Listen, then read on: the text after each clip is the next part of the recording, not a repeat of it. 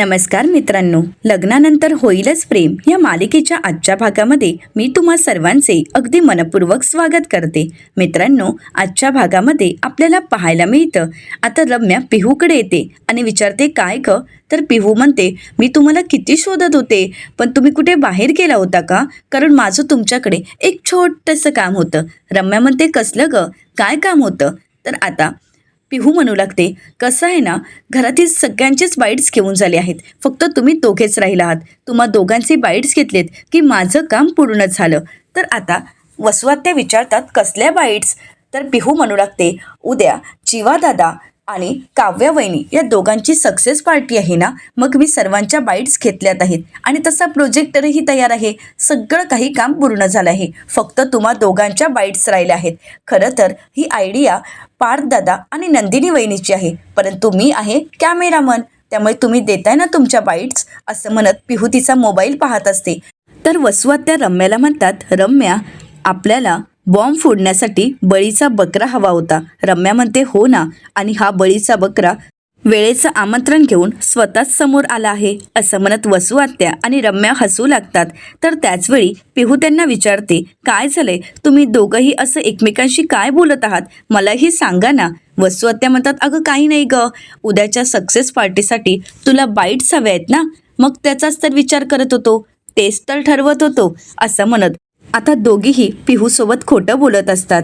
तर दुसऱ्या दिवशी सकाळी मानिनीताई आता आमंत्रण देण्यासाठी नंदिनी आणि काव्याच्या वडिलांना फोन करतात आणि म्हणू लागतात, नाही नाही, असं कसं चालेल? अहो मला सांगा, तुम्ही बाहेर जाता तेव्हा शारदाताई जातातच ना एकट्या सगळीकडे, मग तुम्हाला तर यावंच लागेल. अहो तुमच्या लाडक्या जावयाचं आणि मुलीचा कौतुक सोहळा आहे आणि त्यामध्ये जर तुम्ही नाही आलात तर त्यांचा हिरमोड नाही का होणार?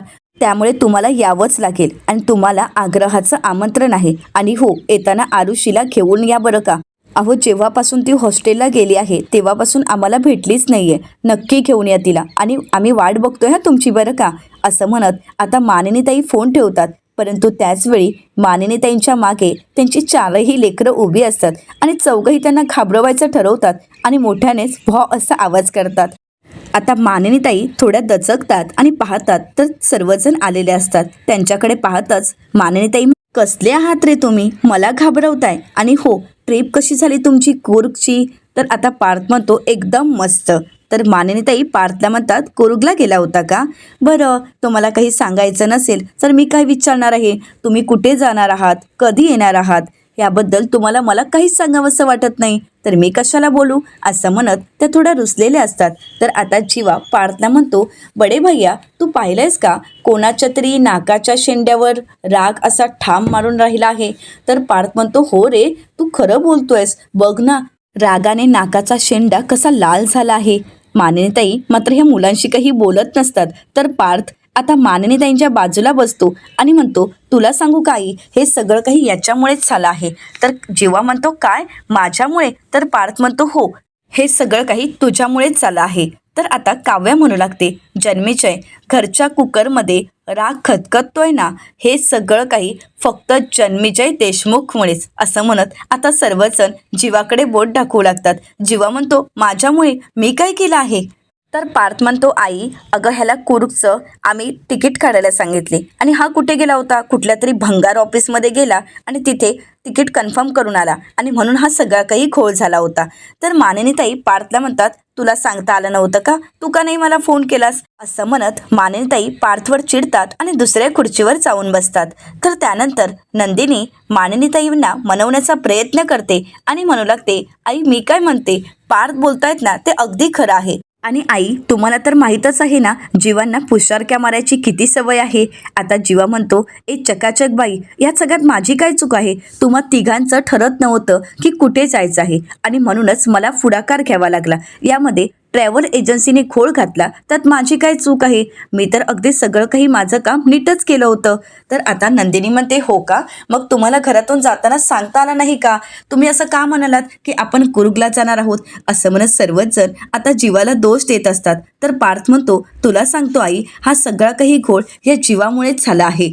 आम्हाला म्हणाला कूर्गला घेऊन जातो आणि कुठे घेऊन गेला? फार्म हाऊसवर. काय असेल हा माणूस, असं म्हणत सर्वजण पुन्हा पुन्हा जीवालाच दोष देत असतात. तर मानिनीताई तिथून उठतात आणि दुसरीकडे येऊन सोफ्यावर बसतात. तर आता सगळ्यांनी काव्यावर ही जबाबदारी दिलेली असते. मानिनीताईंना कसं तरी मनवायचं म्हणून आता काव्य म्हणू लागते, मला सुद्धा हे काही पटलेलं नाही. म्हणजे सांगायचं की कोरुगला जायचं आहे आणि फार्म हाऊसला घेऊन जायचं आणि ज्याला कळवायला हवं त्यांना कळवलंच नाही. नाही नाही, मला तर हे अजिबातच पटलेलं नाही. नंदिनी म्हणते, नाहीतर काय, आईंना फोन करून सांगायचं तर सांगितलंही नाही यांनी. जीवा, कुरुगला जाण्याची तुम्ही जबाबदारी घेतली होती ना, मग ते कॅन्सल झाल्यानंतर घरच्या व्यक्तींना कळवण्याची जबाबदारी सुद्धा तुमची होती जीवा. तर आता पार्थ म्हणू लागतो, हो ना, यांचीच जबाबदारी होती. जीवा देशमुख, तुम्ही तुमची जबाबदारी नीट पार पाडलीच नाही. आता सर्वच जण अगदी जीवाकडे बोट दाखवत असतात. सगळेजण जीवाला दोष देत असतात. जीवा म्हणतो, या सगळ्यात माझा काय दोष आहे, मी तर काही चूकच केली नाहीये. परंतु कोणीही मात्र जीवाच्या बाजूने बोलायला तयार नसतं.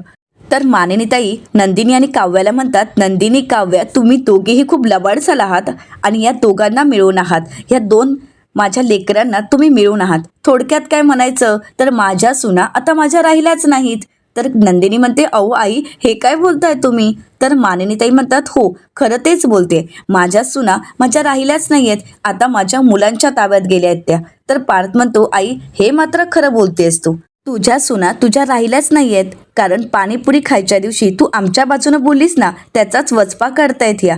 तर नंदिनी म्हणते, अहो काहीतरीच काय बोलताय आई, असं काहीही नाहीये, तुम्हाला हसवण्यासाठी थोडासा खोडकरपणा केला एवढाच. तर मानिनीताई म्हणतात, हो का? तर आता काव्य म्हणते, तसंही मानिनी देशमुख यांना न सांगता फार्म हाऊसवर जायचा आमचा काही प्लॅन वगैरे नव्हता. तर कोणाचा होता असं म्हणताच सर्वजण जीवाकडे बोट दाखवतात. तर पार्थ म्हणतो, हे सगळं काही ह्याच्याचमुळे घडलं आहे. जीवा म्हणतो, परत माझ्याचकडे बोट दाखवलात, असू देत, बरं, हसली बाबा एकदा म्हातारी. आता मात्र सर्वजण जीवाला म्हणतात, अरे काय? तर मानिनीताई म्हणतात, याला ना खरंच बदडा, आजकाल तो मला ना म्हातारी म्हातारीच म्हणायला लागलाय.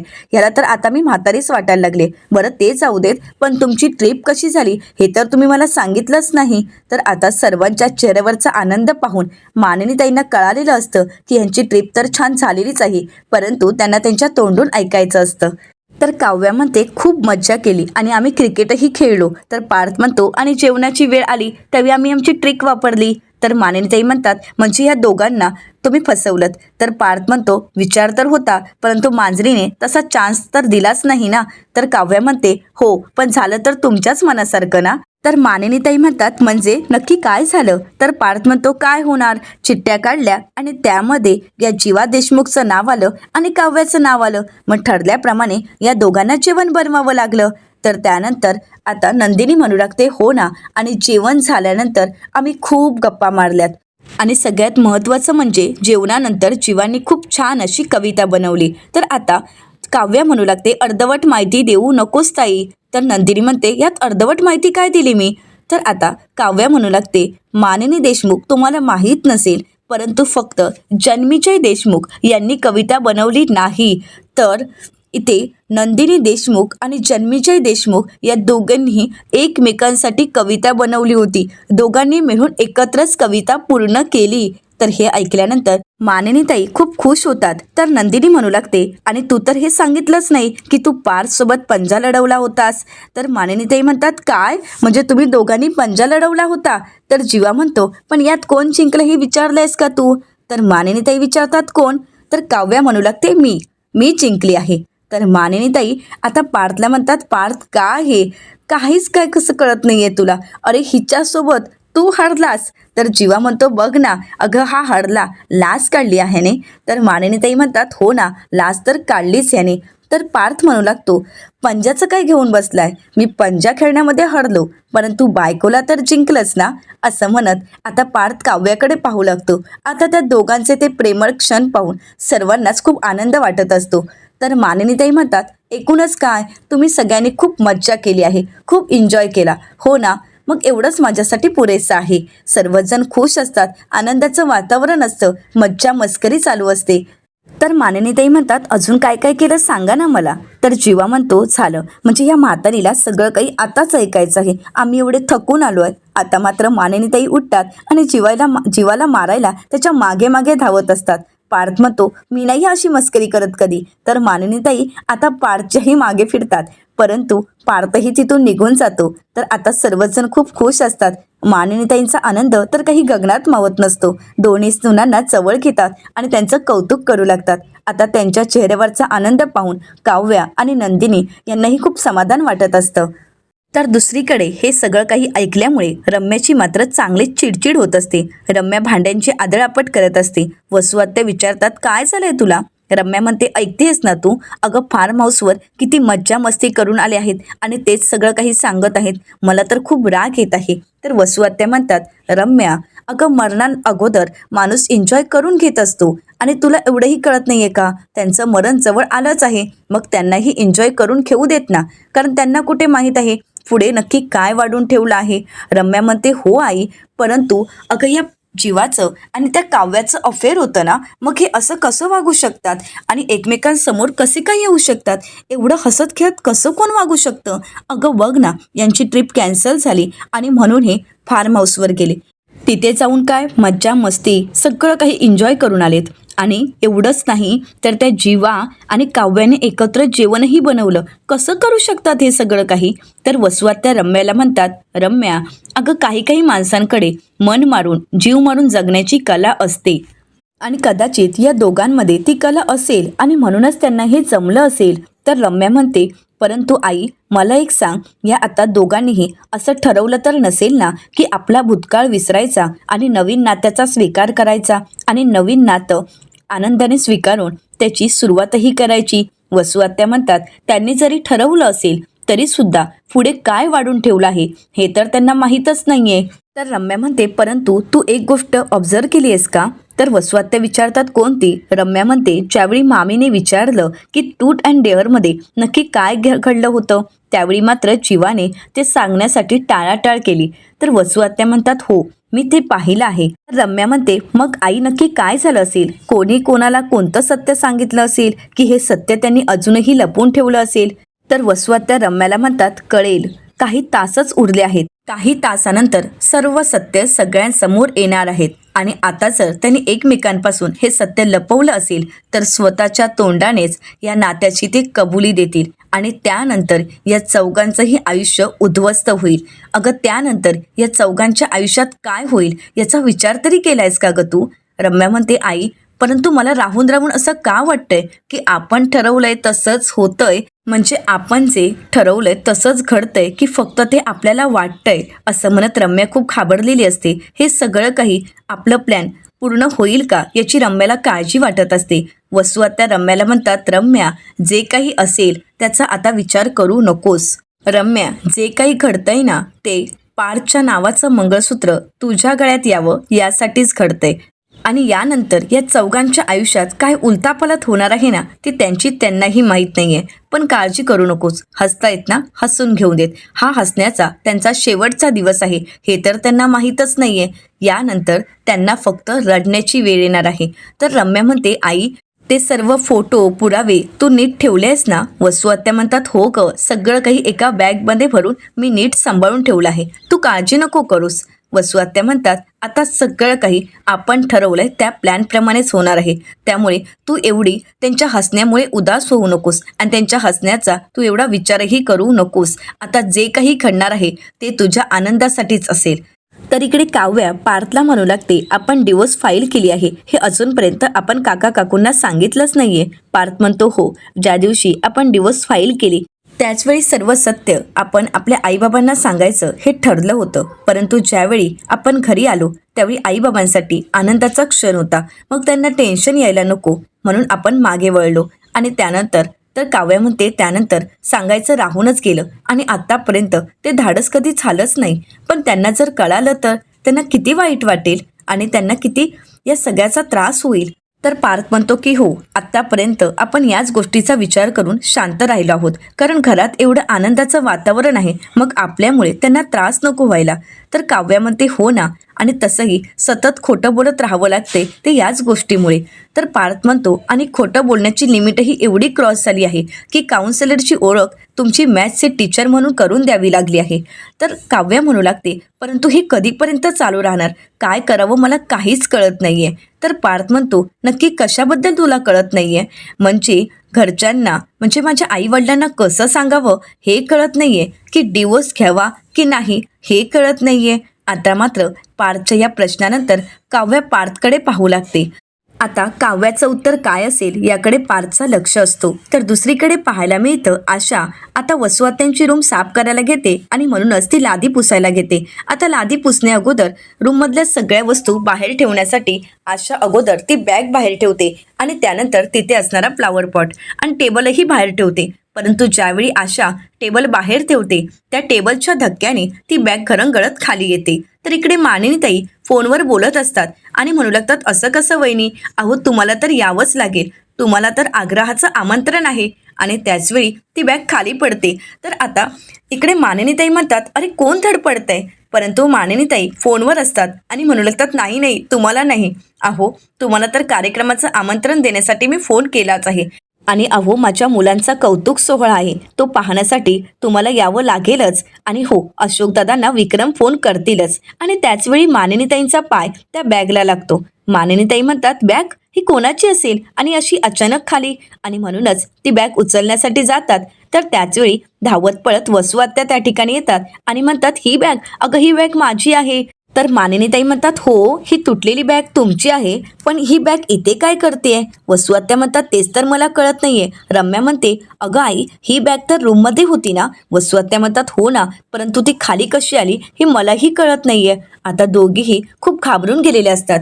तर मानिनीताई आता वसुआत्यांना म्हणतात, अहो बॅग तुमची आहे हे तर कळालं आहे, पण एवढ्या घाबरून का गेला आहात तुम्ही? काय एवढ्या घाबरताय? वसुआत्या म्हणतात, नाही ग मी घाबरले नाहीये, मी विचार करते की ही बॅग वरून खाली कशी आली. तर त्याचवेळी आशा त्या ठिकाणी येते आणि म्हणू लागते, सॉरी हा, माझ्यामुळेच हे सगळं काही घडलं आहे. आता मात्र वसुआत्या खूप चिडतात आणि म्हणू लागतात, आशा तुला काही कळतं का गं? तू एवढी वेंद्री कशी असू शकतेस? अगं ही माझी बॅग तू खाली का टाकलीस? तर आता आशा म्हणते, नाही ते लादी पुसण्यासाठी मी सगळं सामान बाहेर काढलं होतं ना, मग त्यावेळी बॅगसुद्धा बाहेर ठेवली होती आणि चुकून ती खाली आली. वसुआत्या खूप चिडलेले असतात आणि म्हणतात, आशा तुला एवढंही कळत नाही का गं? तर आशा म्हणू लागते, यात माझी काय चूक आहे? अहो जर मी सर्व सामान बाहेर ठेवून लादी नाही पुसली तर तुम्हीच मला म्हणता ना की काम चुकार आहेस. तर वसुआत्या म्हणतात, परंतु तुला आमच्या सामानाला हात लावायची गरजच काय होती? त्यासाठी तू विचारलं होतंस का? तर आता आशा म्हणू लागते, या अगोदर मी नेहमीच विचारायची. कालही मी फोन करून रम्याताईंना विचारलं होतं, तर त्या मला म्हणाल्यात की फुकटच्या फालतू कारणांसाठी फोन करत जाऊ नकोस, आणि म्हणून मी आज विचारलं नाही. तर आता हे ऐकल्यानंतर वसुआत्या म्हणतात, तोंड वर करून पुढची उत्तरं देऊ नकोस, तुला तर ना मी आता सोडणारच नाही. असं म्हणत वसुआत्या आता आशाच्या अंगावर धावून जातात. आता रम्या वसुआत्यांना थांबवण्याचा प्रयत्न करते आणि तिथे मामी असल्याची जाणीव करून देते. तर इकडे आशा म्हणू लागते, यावेळी प्लीज मला मारू नका. आता हे मानिनीताईंनी ऐकलेलं असतं. मानिनीताई आशाला म्हणतात, आशा यावेळी मारू नका म्हणजे या अगोदर त्यांनी तुला कधी मारलं आहे का? आता मात्र रम्या म्हणते, आशा अगं काही काय बोलतेस? आई अगं बघ ना आशा काय बोलतेय. तर वसुआत्या म्हणतात, हो ना आशा अगं काही बोलतेस का तू? तर मानिनीताई रम्याला म्हणतात, रम्या मी तुला विचारलं आहे का? मी हे आशाला विचारलंय ना, मग तुला जे विचारलं नाही ते बोलायची तुला काहीही गरज नाही. तू शांत राहायचं, जे काही असेल ना ते आशाच सांगेल. आता मानिनीताई आशाला म्हणतात, आशा बोल, या अगोदर यांनी तुला कधी मारलं आहे का? आणि तसं जर यांनी केलं आहे तर तू मला का नाही सांगितलं? आतापर्यंत हे सत्य तू लपून का ठेवलंयस? बोल आशा. आशा मात्र पूर्णपणे घाबरून गेलेली असते. आता आशा काही बोलणार, परंतु त्याचवेळी ती वसुआत्यांकडे पाहते. वसुआत्या डोळे मोठे करून ज्यावेळी आशाकडे पाहतात त्यावेळी आशा पुन्हा एकदा घाबरते आणि म्हणू लागते, नाही नाही मला यांनी कधी मारलं वगैरे नाही वहिनी, तुम्ही नका काळजी करू, यांनी मला नाही कधी मारलं. तर मानिनीताई म्हणतात, बरं ठीक आहे, तू बॅग ती नेऊन वरती ठेव बरं. तर आता रम्या ती बॅग हातात घेते आणि म्हणते, कशाला, मी आहे ना, मी ठेवेन ना. वसुआत्या म्हणतात, हो हो रम्या ठेवेल. असं म्हणत आता वसुआत्या आणि रम्या ती बॅग घेऊन घाईघाईने तिथून निघून जात असतात. आता ही दोघीही काहीतरी लपवण्याचा प्रयत्न करत आहेत हे मानिनीताईंना अगदी बरोबर कळालेलं असतं. आता मानिनीताई वसुआत्यांच्या वागण्याचा विचार करू लागतात. तर दुसरीकडे पाहायला मिळतं, चकाचक बाई आता आल्या आल्या आपल्या बॅग रिकामी करते आणि लगेच ती कपाटावर ठेवत असते. परंतु ज्यावेळी आता नंदिनी बॅग ठेवण्यासाठी टेबलवर चढते त्याचवेळी नंदिनीचा तोल जातो. परंतु नंदिनी खाली पडण्या अगोदरच जीवा तिचा तोल सावरतो आणि तिला उचलून घेतो. आता दोघंही एकमेकांकडे पाहू लागतात. तर आता नंदिनी म्हणू लागते, सॉरी हा, मी चुकून पडले. तर जीवा म्हणतो, काहीच हरकत नाही, कसं आहे ना, तसंही तू खूप दिवसानंतर पडली आहेस. तर नंदिनी म्हणते, म्हणजे मी पडावी अशी तुमची इच्छा आहे का? तर जीवा म्हणतो, तू पडावीस अशी इच्छा नाही आहे, परंतु तू पडल्यानंतर मला झेलायला मिळणार, हे मात्र तेवढंच खरं आहे. तर नंदिनी म्हणते, काहीतरीच काय बोलताय? जीवा म्हणतो, हो ना. तर त्यानंतर जीवा म्हणतो, पण काय, कसं वाटलं? तर नंदिनी म्हणते, सॉरी. तर त्यानंतर नंदिनी म्हणते, परत अशी चूक नाही होणार, मी परत नाही पडणार. नंदिनीला असं बोलताच जीवा म्हणू लागतो, पडा, परंतु योग्य ठिकाणी. आणि हो, कुठे पडायचं सांगू का? प्रेमात. कारण आता तुम्ही प्रेमात पडलात तर काहीच हरकत नाही, असं म्हणत जीवा तिला खाली उतरवतो. तर नंदिनी जीवाकडे पाहतच मनाशी म्हणते, मी अगोदरच तुमच्या प्रेमात पडले आहे जीवा, पसारेवाले. आणि तसेही फक्त प्रेमातच पडली नाहीये, तर अखंड बुडाली आहे तुमच्या प्रेमात. तर जीवाही मनाशीच म्हणतो, मी सुद्धा तुमच्या प्रेमात पडलो आहे, आणि अगदी मनापासून. असं म्हणत दोघंही एकमेकांमध्ये हरवून गेलेले असतात. तर दुसरीकडे पाहायला मिळतं, रम्या आता घाईघाईने ती बॅग वसुवत्यांच्या रूममध्ये घेऊन येते. तर दोघेही घाबरून गेलेले असतात. रम्या खूप चिडते आणि म्हणू लागते, त्या आशाचं तर ना थोबाडच फोडायला हवं. वसुआत्या म्हणतात, रम्या अगं काय बोलतेस तू? तर रम्या म्हणते, नाहीतर काय, प्रत्येक वेळी तिला फक्त आपल्यासाठीच खड्डा खणायचा असतो का? बघावं त्यावेळी आपल्या प्रत्येक कामाच्या ती आड येत असते. आज जर मामीने ही बॅग उघडून पाहिली असती तर काय झालं असतं? वसुआत्या म्हणतात, हो ग, मी तर घाबरूनच गेले होते. अगं मला वाटलं होतं की आता तो JK नावाचा रुमाल तिला दिसतो की काय, आणि जर दिसला असता तर मग. आणि मला भीती होती की ती कुठल्याही क्षणी म्हणेल की ही बॅग मला खोलून दाखवा, मग काय केलं असतं आम्ही? असं म्हणत त्या दोघीही घाबरलेल्या असतात. रम्या म्हणते, हे सगळं काही त्या आशामुळेच होत आहे, आता तर त्या आशाला कामावरून काढावंच लागेल. तर वसुआत्या म्हणतात, नाही या रम्या, असं काहीही बोलू नकोस आणि त्या आशावर हात उचलण्याचा विचारही करू नकोस. तू जर त्या आशावर हात उचललास आणि ती विक्रमला म्हणाली की मी हे काम सोडून जात आहे, आणि जाता जाता तिने जर आपलं भांडं फोडलं तर? रम्या म्हणते, नाही ग, तेवढी तिच्यात हिंमतही नाहीये, ती तसं काहीही करणार नाही. पण आता येऊ देत फक्त आमच्या रूममध्ये, नाही जर तिला लाथ घातली. असं म्हणताच रम्याच खाली पडते आणि चांगलीच जमिनीवर आदळलेली असते. वसुआत्या रम्यावर हसू लागतात आणि म्हणतात, काय हे रम्या? रम्या म्हणते, आई तू हसतेस माझ्यावर? अगं मी इथे पडली आहे, मला लागलंय, आणि तुला मात्र हसायला येत आहे. तू अगोदर मला हात दे बरं. आता वसुआत्या रम्याला उठवतात आणि हसू लागतात. रम्या म्हणते, आई गं तू काय हसतेस हे? तर आता वसुआत्या म्हणतात, अगं मी तुझ्यावर हसत नाहीये, तुझा ओव्हर कॉन्फिडन्स. मारायला गेली आशाला आणि पडलीस तू.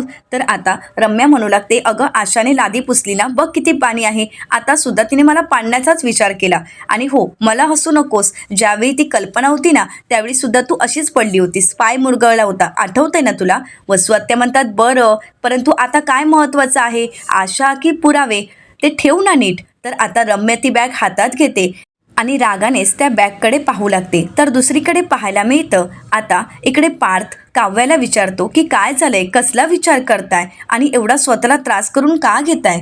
तर आता काव्या म्हणू लागते, नाही, मी हा विचार करते की पुढच्या महिन्यापासून मी जर काउन्सिलिंगला गेलीच नाही तर माझ्या गणिताच्या टीचरना काय वाटेल? तर पार्थ म्हणतो, परंतु तुम्हाला का जायचं नाहीये? तर आता इकडे काव्या मनाचीच म्हणते, कारण मी तुमच्या प्रेमात पडली आहे, हे लग्न मला आता हवं आहे. तर आता पार्थ काव्याकडे पाहतो आणि विचारतो, माझी ही फिसकारलेली मांजर आता काही म्हणाली का? तर काव्या म्हणते की हो म्हणाले. तुम्हाला ऐकू आलं का? पार्थ म्हणतो, नाही ना. तर आता काव्या मनाशीच म्हणते, पार्थ देशमुख, मला हे लग्न मान्य आहे, मला तुमच्या नावाचं मंगळसूत्र आता मानाने गळ्यात घालायचं आहे आणि मानाने ते मिरवायचंही आहे, तुमच्यासोबतच आयुष्यभर राहायचं आहे, तुमचा हातात हात घेऊन मला म्हातारं व्हायचं आहे, तुमच्यासोबत मला सुखी संसार करायचा आहे. तर आता पार्थ म्हणतो, माझी मांजर आता खूप काही म्हणाली आहे का? तर आता काव्या म्हणू लागते, हो, तुम्ही ऐकलत का? तर पार्थ म्हणू लागतो, नाही ना, माझी मांजर काय म्हणाली मला ऐकूच आलं नाही. आता मात्र काव्या चिडते आणि म्हणू लागते, काय हे, हेरवी मात्र माझ्या मनात काही चालू असेल तर तुम्हाला ओळखता येतं, आणि आज मी काय म्हणाले हे मात्र तुम्हाला कळालं नाही. आज मी हेच म्हणाले की मला हे लग्न मान्य आहे, आणि हे मात्र तुम्हाला ऐकू आलं नाही ना? आता मात्र पार्थ प्रेमानेच काव्याकडे पाहू लागतो. तर काव्य ही पार्थच्या प्रेमामध्ये हरवून गेलेली असते. दोघंही एकमेकांकडे पाहू लागतात. आता खऱ्या अर्थाने लग्नानंतर होईलच प्रेम हे वाक्य खरं झालेलं असतं. तर येणाऱ्या पुढील भागामध्ये आपल्याला पाहायला मिळतं, आता काव्या तो फोटो हातात घेते आणि म्हणू लागते, आता थोडे हसरे फोटो लावायला हरकत नाही आहेत ना, की हा फोटो किती खराब दिसतोय?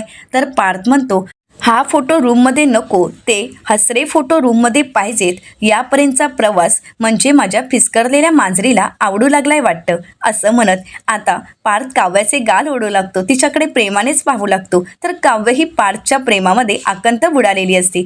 तर दुसरीकडे नंदिनी आता जीवाने घेतलेली साडी नेसण्यासाठी घेते. जीवा म्हणतो ही साडी, तर नंदिनी म्हणते की हो, ही तुमच्या पहिल्या पगारातून माझ्यासाठी आणलेली साडी. तर आता जीवा म्हणतो ही साडी तुम्ही नेसायला घेत आहात म्हणजे तुम्हाला ही साडी भलतीच आवडलेली दिसते आहे. तर नंदिनी मनाशीच म्हणते ही साडीच नाही तर तुम्हीही मला भरपूर आवडला आहात. हो, माझं तुमच्यावर अगदी मनापासून प्रेम आहे. आता सर्वांनीच आपलं प्रेम मान्य केलेलं असतं आणि सुखी संसाराची स्वप्न पाहिलेली असतात, परंतु रम्या आणि वसु आत्या ही स्वप्न पूर्ण होऊ देतील का, हे पाहणं अतिशय रंजक ठरणार आहे. मित्रांनो, अशाच मालिकांचे नवनवीन अपडेट पाहण्यासाठी चॅनलला नक्कीच सबस्क्राईब करा. आजचा हा व्हिडिओ आवडला असेल तर व्हिडिओला लाईक करायलाही विसरू नका. व्हिडिओ पाहिल्याबद्दल तुम्हा सर्वांचे अगदी मनपूर्वक धन्यवाद.